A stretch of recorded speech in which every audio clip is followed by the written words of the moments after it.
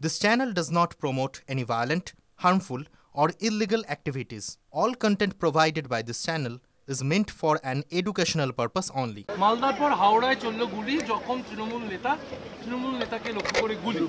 দেখুন, এ তো নতুন কিছু নয়, এর আগে বাবলা সরকার মারা গেছে। তো মালদা শহরে যদি যান দেখবেন যে কোনো ফ্ল্যাট, আমারও ফ্ল্যাট আছে ওখানে একটি, আমিও কিনেছি, কোনো ফ্ল্যাটের সাথে কোনো ফ্ল্যাটের যে মিনিমাম দূরত্ব থাকার কথা 3 ফিট, সেই 3 ফিট দূরত্ব নেই। কারণ মালদাতে জমি হচ্ছে সোনা, মানে কলকাতার অনেক এরিয়ার যা দাম মালদাতে তার থেকে বেশি দামে জমি বিক্রি হয়। আর সেক্ষেত্রে মালদার সাথে সাথে হাওড়া সহ অন্যান্য জায়গায় এই একই সিন্ডিকেট চলছে, যে ওই জমির মালিকানা, মানে জমির মালিকের কাছ থেকে টাকা দিয়ে জমি নিয়ে বা দালালি করে সেখানে বড় বড় বিল্ডিং তৈরি করা। এবং এটা পশ্চিমবঙ্গের সব জায়গায়, যেইখানেই চাপ আছে লোকজনের ফ্ল্যাট কেনা, সেইখানে সব জায়গায় হচ্ছে। মালদাতেও খুন হয়েছে, আজকে হাওড়াতে গুলি চলেছে।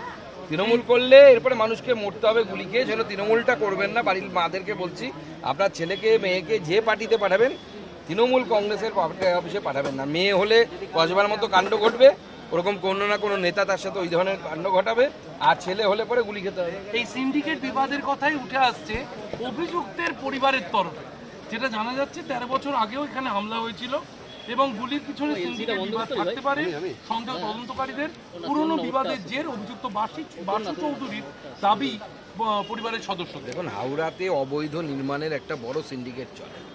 হাওড়াতে প্রচুর যে বিল্ডিং আছে, যে বিল্ডিংগুলো যদি ঠিকমতো তদন্ত হয় সেই বিল্ডিং ভাঙতে হবে আপনার, তাতে মানুষের অসুবিধা হবে। কিন্তু এই ধরনের অবৈধ বিল্ডিংয়ের কাজ যারা করছে, সেই কাজটা কারা করছে তাদের বিরুদ্ধে তদন্ত হওয়া উচিত। আমি তো মুখ্যমন্ত্রীকে বলছি, আপনি তো বলেন যে আপনি সৎ, আপনি দুর্নীতি করেন না। চলুন না, একটা ক্ষমতা থাকলে আপনি এটা করুন, থেকে একটা কমিটি তৈরি করুন তো, হাওড়াতে কোন কোন বিল্ডিং অবৈধ আছে, জনগণকে সুযোগ দিন ডকুমেন্ট দিতে। আমরা ডকুমেন্ট দিয়ে দেবো যে হাওড়াতে কোন কোন বিল্ডিং অবৈধ বিল্ডিং আছে। 6 তলার পারমিশন নিয়ে 8 তলা হয়ে গেছে, প্রচুর আছে। 4 তলার পারমিশন নিয়ে 6 তলা 8 তলা হয়ে গেছে। কত লাগবে, কতগুলো এক্সাম্পল লাগবে, আমি বলছি তো, চ্যালেঞ্জ।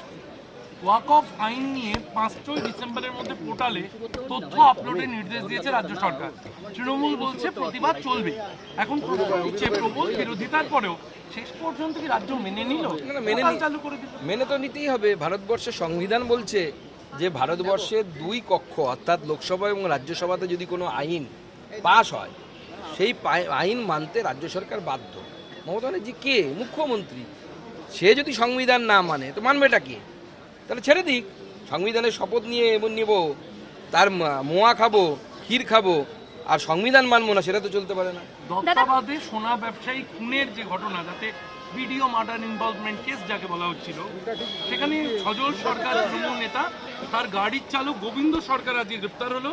গুয়াহাটি বিষ্ণুপুর থেকে গ্রেপ্তার করে বক্সিরহাট নিয়ে আসা হয়েছে। আজ অর্থাৎ শুক্রবার তুফানগঞ্জ আদালতে ট্রানজিট রিমান্ডে বিধাননগর নিয়ে আসা হবে। দেখুন, সবার দৃষ্টিভঙ্গি বিভিন্ন জায়গায় গ্রেপ্তার করে, একে গ্রেপ্তার, ড্রাইভার গ্রেপ্তার, অমুক গ্রেপ্তার করে নজরটা ঘুরিয়ে দেওয়া হচ্ছে প্রশান্ত বর্মন থেকে। আসল পাঠা হচ্ছে প্রশান্ত বর্মন। তার বিরুদ্ধে কম নাম্বার পেয়ে WBCS-এ চাকরি পাওয়ার অভিযোগ আছে। কোনো একজন বিচারপতির হাত নাকি তার মাথায় আছে, সেই বিচারপতির বাড়িতে তার মা নাকি কাজ টাজ করতেন, আরও অনেক কিছু শোনা যায়। আমি সেগুলো বলছি না, কার ব্যক্তিগত জীবনে কে কী করবে সের মধ্যে আমি যেতে চাই না।